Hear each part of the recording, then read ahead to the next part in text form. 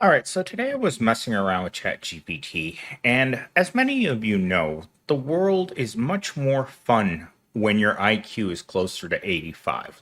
The closer you can see the world as a box of chocolate, the easier it gets. Dating becomes simplified because you don't have much expectations. You don't have standards, right? So you just take whatever you can get, and that comes with any job, any girl, anything, any education, anything your grubby little hands can get on. You will take the dumber that you are. I saw this at college. My entire 20 years of being at university is that dumb people are always having a better time. If you have any doubt, watch the movie Idiocracy because it clearly outlines that being dumb is fun. But if you're a person who can't stop thinking, then your life becomes much more difficult because you have standards. But sadly, having standards also means that you're going to spend your life disappointed in everything.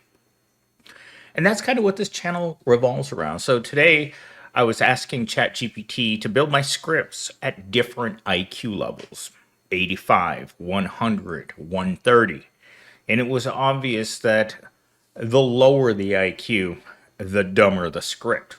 Also, the larger the audience. I think a lot of the reasons why my channel doesn't get a lot of views is because people don't want to hear this stuff. It was a couple of years ago, and it was Christmas, and I had a person that I was talking to at the time, and she would say to me, "MillennialSteam, why are you always so pessimistic? I only want to be around people who are happy." In other words, she wanted toxic positivity, and I wasn't going to give it to her. To the point where we stopped talking for 6 months because she couldn't understand why I couldn't find any happiness in the world. To her, all she needed was her Mary Jane, her crappy car, and her call center job, and her friends. That's all she needed in life to be happy. She didn't care. She didn't want to think ahead. She thought, in that Disney mentality, everything works out at the end. It doesn't, people. Today I was watching the Epic Economist talking about cars and how people are screwed. I bought my car in that time period in which they gave us really, really crappy loans, predatory loans for people who can't get good ones. And at the end, the last 10 minutes of it, there was just this guy talking on TikTok about how he was having his car repossessed in the next 24 hours. He was losing his home and he couldn't find a good job. At least that's my take on the job situation because it all crumbles very quickly. Yesterday, while I was thinking about this, I thought, well, if you make 15 bucks an hour, how much life can you really buy with that? And the reality is you can't keep yourself alive at $15 an hour. $15 an hour, you're going to end up like this TikToker. No car, no home, living on the street. All right, let's get into our video entitled Engineering the End of Job Security. So exactly a year ago, I made a video where I was just starting out. The YouTube channel was still fairly new, and I was still trying to understand what to talk about on here. And this is my highest viewed video. I think this video got 11,000 views. And the reason for that is a lot of people understand that job security isn't real and financial security obviously isn't real.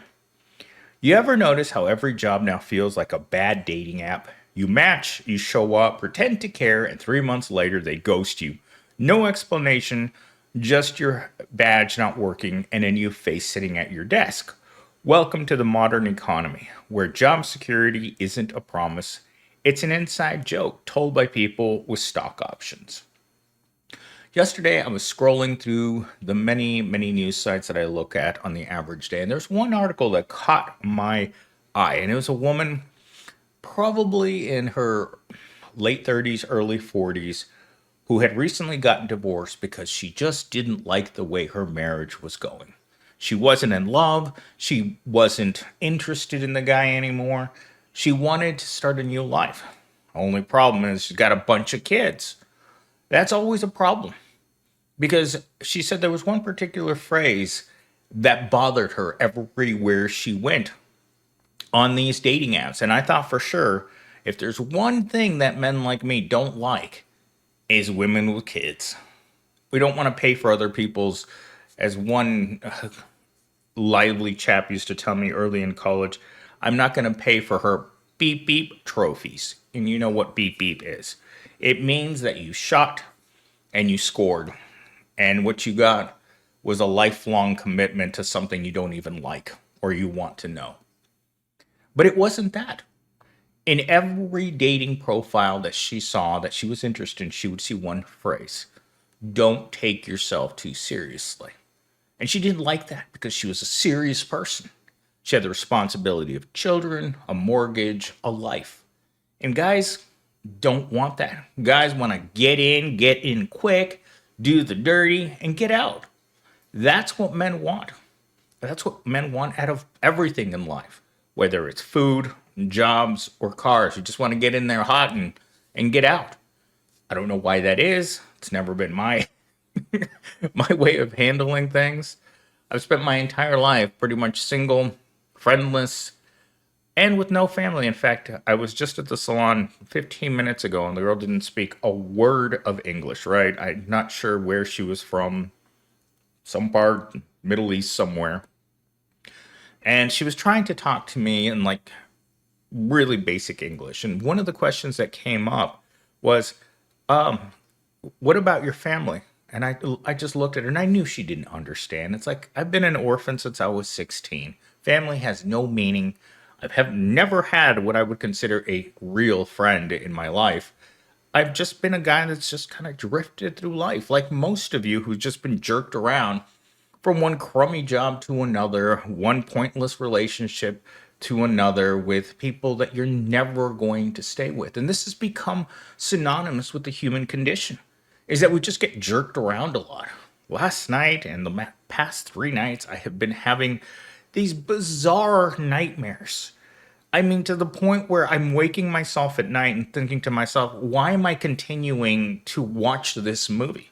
Because that's what I call nightmares. It's just they're movies that your brain creates inside of your head in order to torment you. The worse your life has been, the harsher those nightmares are. And last night I was in this truck. I was in a truck with a camper on it. And there was a guy in there, and they were giving me a ride back from a campsite. Totally bizarre dream. And then I get into the cab, and this lady there was just three of us, right? He was driving, she was just sitting between us, and I was just, getting a ride. And at some point, her husband got butt hurt, and he went and he sat in the back of the truck. And I asked her, it's like, who's driving the car? And she's like, oh, it's on, auto mode. It's in self-drive mode. So we were just cruising through the mountains, and then she stops and she looks at me and it's like, you want to get frisky with me? And I looked at her like, you're pregnant, you're old, and you're unattractive. And she just looks at me and it's like, what's the problem? That's every job in America. What's the problem with working at Kroger, working at Fry's, working at Chipotle, working at any $15 an hour job? You think you're too good to get into bed with that $15 an hour job? Go look at yourself in the mirror. Have a little human dignity, a little respect. Because I assure you that when you put on that uniform and that goofy hat, you have no more human dignity. Your dignity leaks out faster out of you than me eating Mexican fast food, because you get the squirts. That's what happens when human dignity comes flying out of your rear end. You get the squirts, and you can't stop it. You can't put your hand over it to keep it in. It just keeps coming out because you feel bad. Not only do you feel bad about getting your weekly McPaycheck, but it destroys you inside, knowing full well that you're going to a job that isn't a career. It isn't a real job. It's just time spent. You're never going to make a life with that crappy job, but your employer still expects you to show up at work every single day and smile. Because just because You think you're better than Pound Town doesn't mean that Fleece is going to make it the easy way for you today. In fact, today I've been trying to maximize what I can do on my days off. Today I woke up 6 o'clock in the morning. I started working on this, working on that, working on this, cleaned my aquariums, rescaped them. I have been working nonstop since I woke up this morning. I went to the gym twice, been to the grocery store, got gas. I mean, I've done it all. I've replanted my house plants. I've done as many things as I possibly can. Why? Because I know that Pound Town's coming. The window of freedom is shrinking every minute that I'm alive on a Sunday afternoon. And I'll tell you this, it doesn't feel good. Talking point number one. Job security didn't collapse overnight. It was carefully redesigned into something you have to reapply for every few months. You're not building a career anymore. You're just renewing your lease on survival, hoping your car doesn't get declined by the algorithm. This is the problem with life. We're not alive anymore. I don't think we've ever been alive. If you've had to work as many crummy jobs as I've had in my entire life, no part of life tastes good. I already know what I'm going to eat in the morning. Ramen topped with whatever I pre-make in the next 20 minutes. Probably a hard-boiled egg. That's it. That's your gruel before you go to Surf City. Can you imagine that? That in the year 2025, the working class people are subjected to eat gruel every morning before they go into work. They stop working at some point during the day and they have another poor man meal, sometimes 2 to 3 meals a day of ramen.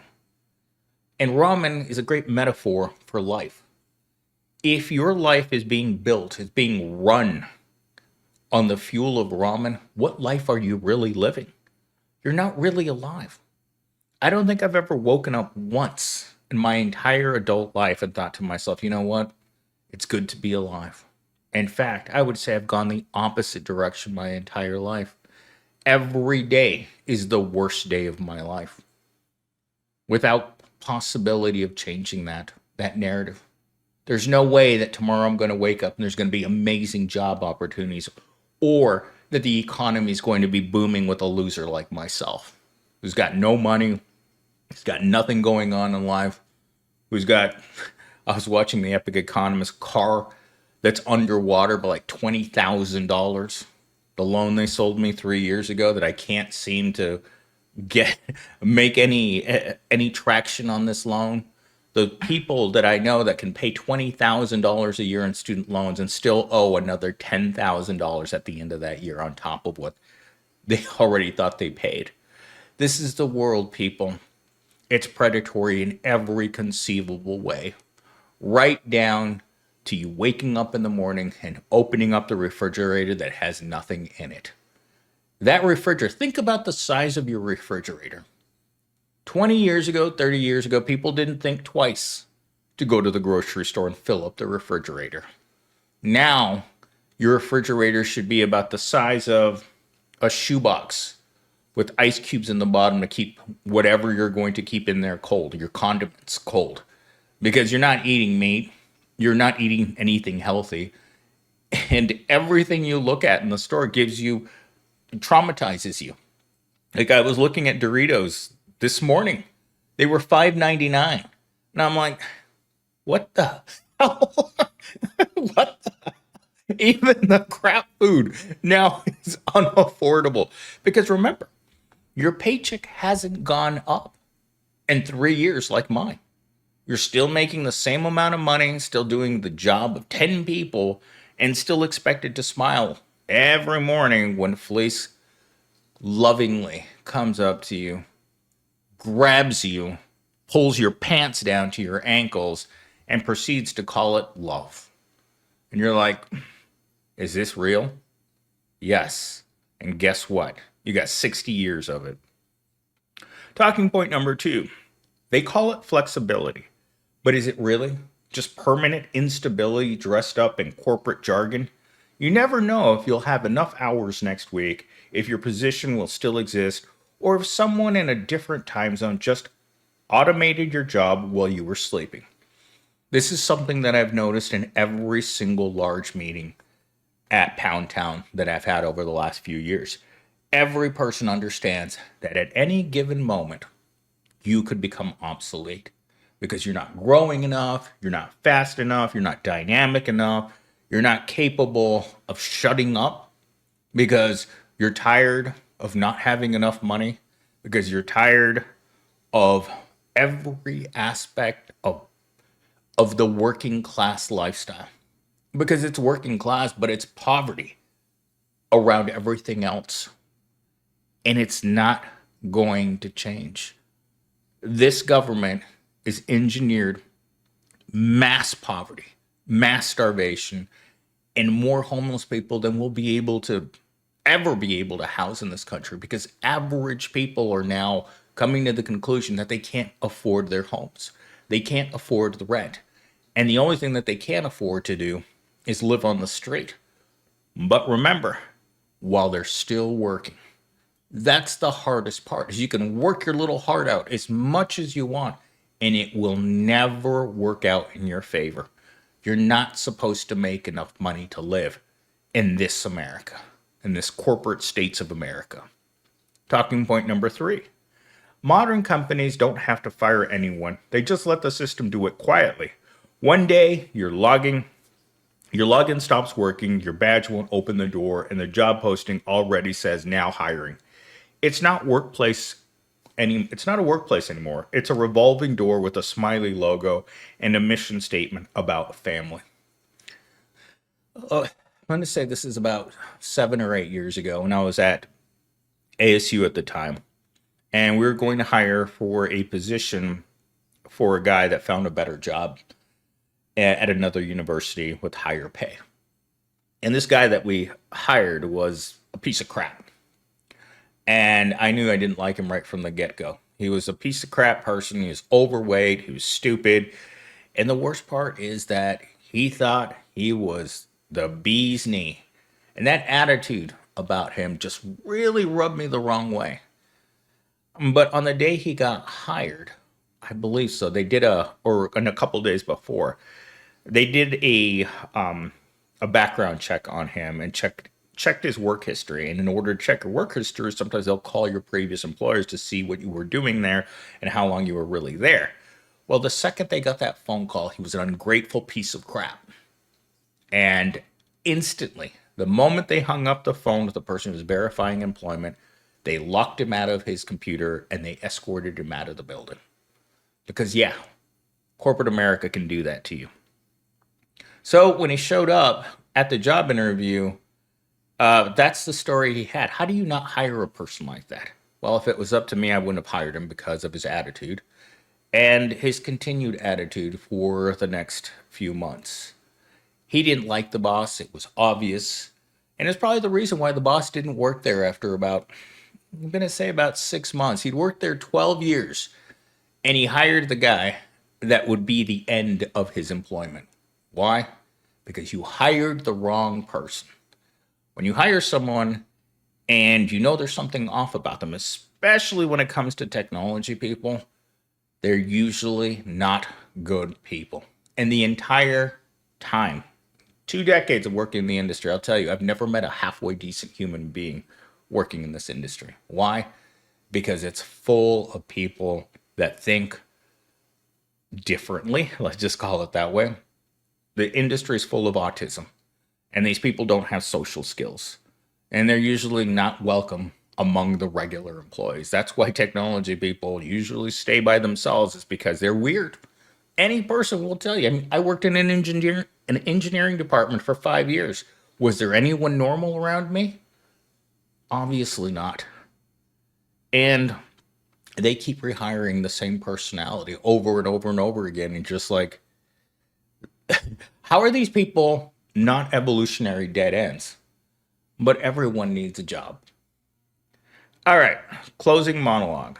So here we are, a generation training to chase stability in a system that profits from keeping us replaceable. We don't quit jobs anymore. They just quickly end like canceled Netflix shows. The dream was supposed to be success, but somewhere along the way, survival became the sequel. Now go update your resume, not because it'll save you, but because pretending we still have control is the last benefit they have taken away yet. That's so true. I like when I worked at Walmart, the general manager's favorite expression, I'll never forget this, was, I only want people working here that want to be here. Can you imagine if that was the criteria? When you posted a job and you interviewed people and you told them how much you were going to make. And in your mind, when someone tells you you're going to get paid 15 bucks an hour, you already don't take the job seriously. That's the problem with America right now is most Americans don't take their job seriously anymore. Why? Because when your job pays you enough not to be able to afford to eat, pay your rent, or drive a car, how are you supposed to take that seriously? And again, they come back with, we want passion in the workplace. And you're like, the only passion I have is when I'm taking a massive dump on the clock. That's my passion at work. And I've met tons of guys like that over the years. They don't enjoy the work. And the number one reason they don't enjoy it is sadistic management and a system that's designed to make certain that you're always miserable. We can't have people at work who are happy, but you better damn well smile. Because if you're not smiling, it shows the rest of the workers that you're miserable. And the last thing that they want is the disease infecting all of their workers, that they're unhappy, that their toxic positivity is the only reason that they can smile all day when they're really crying on the inside. Why they get home and they wonder how they're going to motivate themselves to get up in the morning. Because that's all that's left in this workforce is people who are pretending that they're okay while knowing full well that the system collapsed a long time ago. And no one cares. Because if you're poor, you don't matter.